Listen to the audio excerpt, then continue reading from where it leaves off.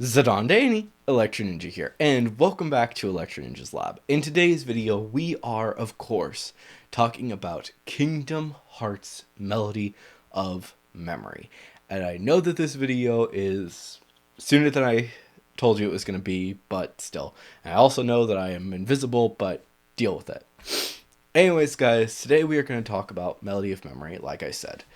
And obviously, Melody of Memory is in a weird situation.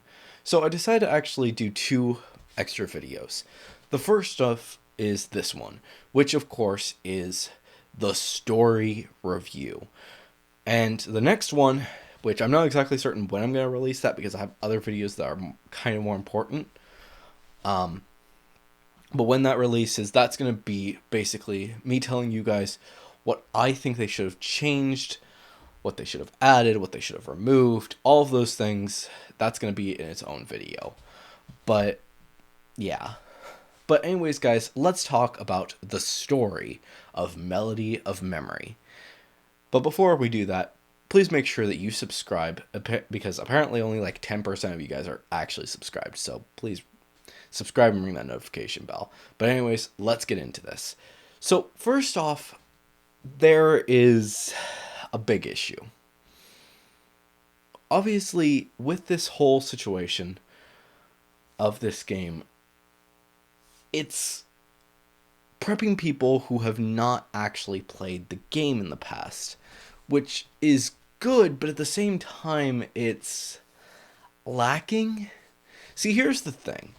The reason why Chain of Memories and Coded are not considered to be just absolute trash is because the fact that as you're playing through the story, you get it little bit and just constantly. And the story that these two games have is still there. It's a good amount of story. Why is Sora going through this entire castle? Because Naminé is doing a whole bunch of things to his memory, and because Naminé is also Kairi's nobody and all of that jazz, and it's really, really confusing. But basically, it's Naminé's fault and all this jazz, which is fine. It's a good story. It's not the best because of the fact that we all know that Chain of Memories is crap, and with Coded, it has a fantastic story. The only problem is the fact that it's so long and boring. But basically, these two games succeed because of the fact that they have their main story be the primary focus. They added the extra stuff to make it seem at least a little bit more reasonable as to why people are paying for a full length game. It has all the extra bonuses of telling you everything that happened in the past. But with Melody of Memory, it's pretty much just a rhythm game that tells you all of the story of Kingdom Hearts from Kingdom Hearts 1 all the way to Kingdom Hearts 3. And honestly, that's not terrible. The story isn't bad, and the way that they actually get to explain it is actually really helpful because a lot of it is through Kairi's perspective and what people have told her, rather than it just being, oh yeah, Kairi is, this is all on, this is just all the information to you and all this stuff. But instead, it's Kairi's perspective and the stuff that people have told her. It's so it's not giving us all of the information because, as far as she's concerned, the information she's giving you is the important details, while avoiding giving us all of the information that isn't necessarily as important to her as it was to us. And we know that certain things were more important in the games than she does, but the way that they do it is actually really good for people who are new because it gives people all of the information tightly compact without just going overboard with all of the craziness that actually drew a lot of fans away from the series. especially after Kingdom Hearts 1, a lot of fans lost interest almost immediately because things just got really confusing. Like, who's Roxas? And this and that. And it was confusing as heck and didn't properly explain how the series was going. But with this game, it gives people a good understanding of how the games work and what exactly happened without necessarily overloading the people who are just trying to figure out what the heck is talking about Kingdom Hearts. Because tons of people are talking about Kingdom Hearts 3, so might as well pick up this game because it actually explains everything beforehand. And all that jazz. It's a good game for new players, to say. That's the simplest answer. Now, obviously, then, there is the next piece. And after you go through the entire game, going from Kingdom Hearts 1 to Kingdom Hearts Chain of Memories /2/Days, because they decided to put that all in 3 little branches. And then once you've done that, you play through the one world of Coded. Why is it so small? Oh, right, because the game is really bad. But you go through Coded, and then once you've done that, it branches off again into Birth by Sleep and Dream Drop Distance, and then finally meets back together for Kingdom Hearts 3. Obviously, you want to go back to the very beginning so you can play 0.2, and then you have the little branch off that you need a whole bunch of stars in order to unlock, but those are the bonuses, so yeah, might as well play that. And then you play through Kingdom Hearts 3, which is basically just movies, which that was a bit annoying, but oh well, what you gonna do? And then once you've done that, you finally reach the final world. And that is where all of the story is actually told to you for this game. And basically everything that you need to know is laid out for you so that you can actually play the game and complete the story. Obviously, once you've done all of this craziness and you've made it into Kingdom Hearts, it's pretty much it. You go into this and you get little brief snippets of information. Basically, Xehanort did a whole bunch of crazy things to Kairi when she was little and while he was still in Halabastion. Or I guess it was still Radiant Garden at the time. But basically, he sent her off, and it still is not really clear to me why the heck he sent her off. Like, it's clear that he was trying to find somebody, but it just feels weird, to say the least, as to what the heck is going on here. Who is he trying to send? But perhaps it's less about Xehanort and more about something else that has the initials of Mom. Perhaps it's the Master of Masters taking control of Xehanort to make sure that this information gets out there so that he can actually do his original goal. And honestly, I'm a bit terrified to know what the heck is going to happen there. But basically, the Master of Masters is probably doing something. He's trying to figure out where the heck, or trying to send people off so that he can actually get out of his prison, which is, of course, the other world. And also, it's kind of interesting, to say the least, to just see that now we're getting a new universe, basically. The world of fiction, which honestly, that's kind of crazy because that's also like their world is fiction, and now they're calling this world the world of fiction and all that jazz. And yeah, that's interesting, to say the least. But yeah, we do get to see that, and I'm honestly really intrigued to see how that's actually going to be playing out. And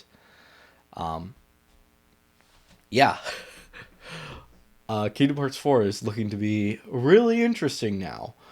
But basically, Kairi learns all of this information, finds out that Xehanort sent her away and all this jazz. But at the same time, she finds out that, well, she gets a really cool moment where she gets to fight Xehanort, and then that moment is taken from her by Sora, and it annoys me.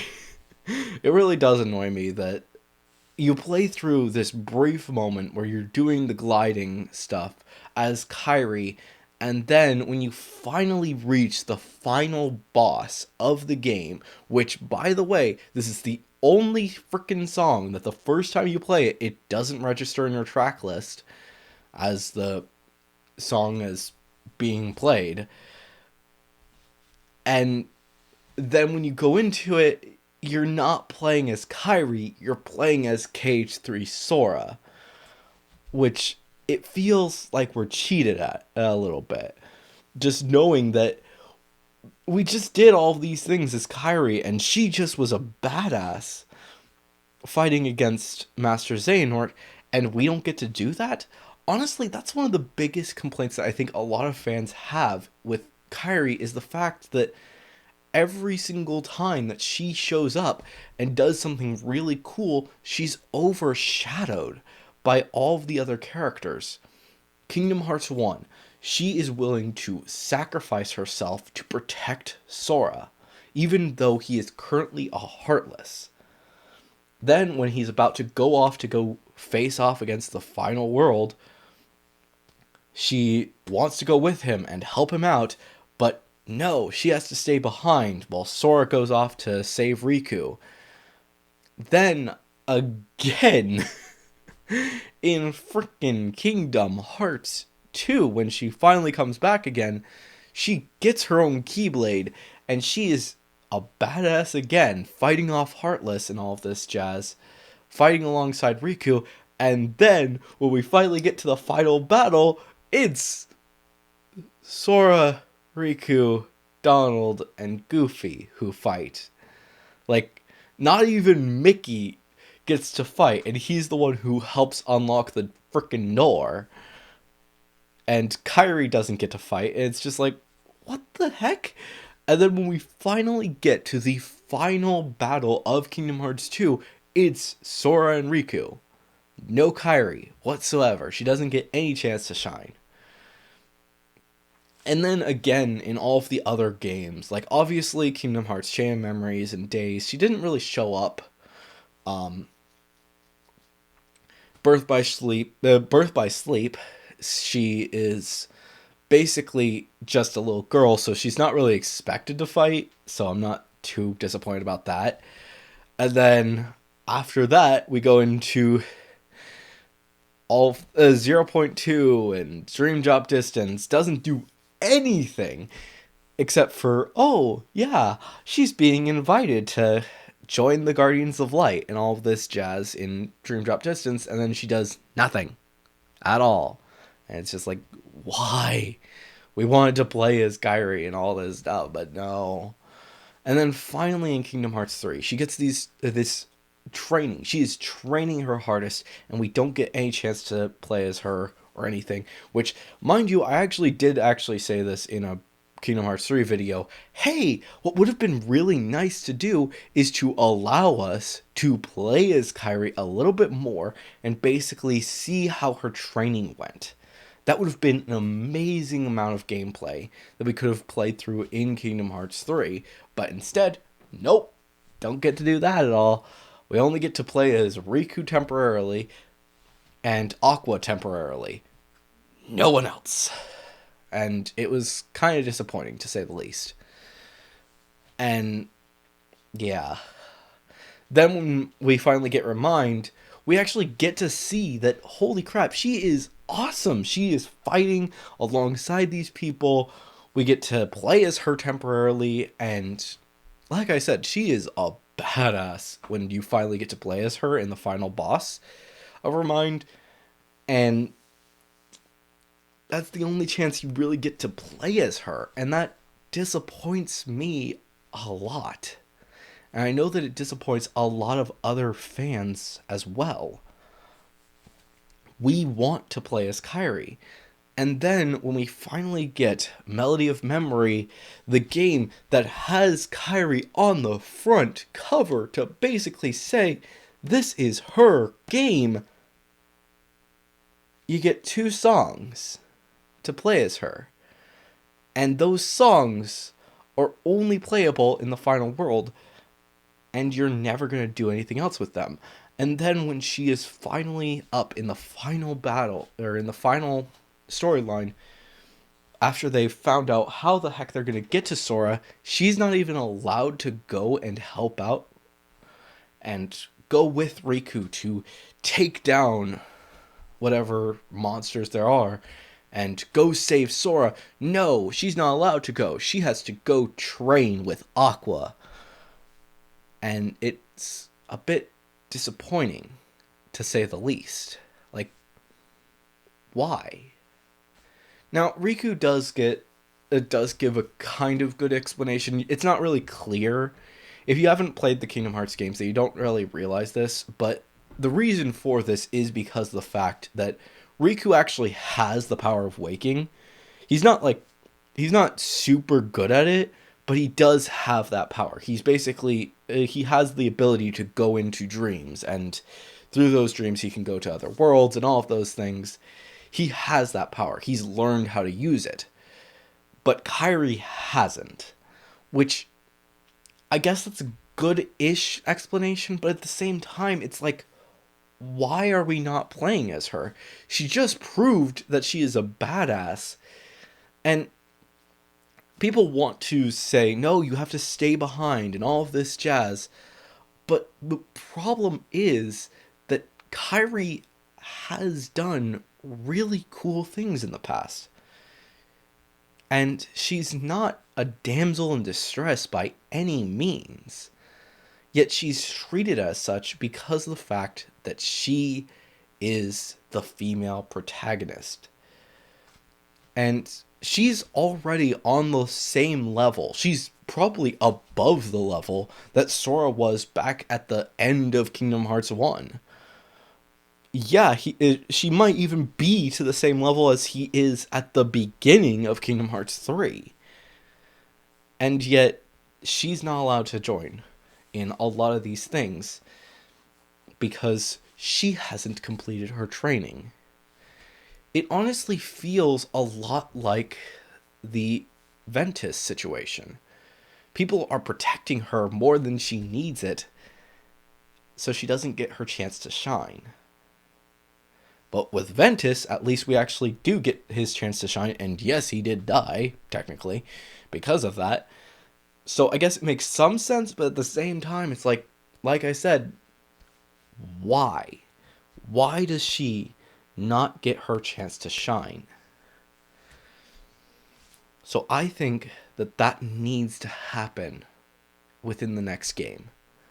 Kingdom Hearts 4 is likely going to be the next Kingdom Hearts game. If it's actually going to be called that. Obviously, we need to wait for at least 2 years before we actually get the game, but oh well, we can live with that. But I think that one of the important things that we get in that is, of course, Kairi being a more playable character. Now, obviously, the first thing that we should note is that in Kingdom Hearts 4, when we actually get to that point, likely there will be characters that you will be playing as. First off, you are definitely going to be playing as Riku. That's a given, considering that he's doing so much right now. The second character, obviously Sora. Sora has been playable in every single game that he's been in, except for obviously Birth by Sleep. So, yeah. And then Kairi. Kairi needs to be playable. We need to see her actual battles against her actual training and her getting her frickin' master. Basically being called a master, which I actually am hoping, and I'm hoping that this is going to be hilarious as heck, that Kairi becomes a frickin' master before Sora ever gets the chance to become a master. Because that, to me, would just be such a good amount of salt in the wound, because Sora has been screwing up so much. for so long. So letting Kairi get her master, becoming a master of the Keyblade before him is honestly just complete payback. And I think so many fans are just going to scream for joy when we finally get to see that. But unfortunately, we can't say for sure exactly what's going to be happening for a little while. But anyways, guys, hopefully you've enjoyed this video. Anyways, like I said, this video has just been a brief little information about the story and my thoughts on it. Basically, make sure that you stick around, because in a few videos, I'm going to be continuing my Kingdom Hearts Melody of Memory stuff, and I'm going to be telling you guys what I think they should add, remove, / change in Melody of Memory with either an update or a free DLC. But anyways, guys, I have been Electro Ninja. Hopefully you've enjoyed this video. If you have, please make sure to leave a like, subscribe if you're new, or you just haven't subscribed yet, because like I said earlier in the video, only about 10% of people are that watch these videos are actually subscribed, so please subscribe. And of course, ring that notification bell. And if you have any thoughts or theories, make sure to leave them down in the comments below. And if you are going to leave a theory, make sure to say theory review somewhere in your comment. And of course, if you do want to support the channel even more, then definitely head down to the description and check out all of our links down there, including our social medias and ways that you can support us financially, including our Patreon, which a big thank you to our current patron, Sheeny. But anyways, guys, I have been Electro Ninja, and I will see you guys next time. But on!